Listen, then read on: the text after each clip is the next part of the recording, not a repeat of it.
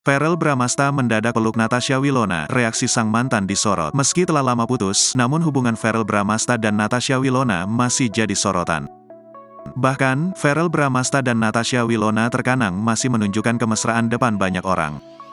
Seperti belum lama ini, putra Vena Melinda itu memeluk sang mantan pacarnya itu depan publik. Momen tersebut berlangsung dalam acara talk show Natasha Wilona bersama para penggemar. Putra Vena Melinda tersebut datang secara tiba-tiba dan membawa bunga untuk Natasha Wilona. Natasha Wilona mengaku terharu atas pemberian mantan pacarnya itu. "Sebenarnya aku niatnya ngasih dia nggak serame ini, cuman karena aku terlambat datangnya. Jadi ya udah," kata Verrell Bramasta. Verrell juga memeluk mantan kekasihnya itu di hadapan banyak orang. Menurut Verrell, dirinya bangga pada Natasha Wilona karena sosoknya menginspirasi. Namun sayang, kini hubungannya telah kandas. Tetapi keduanya masih berteman baik dan saling memberi dukungan.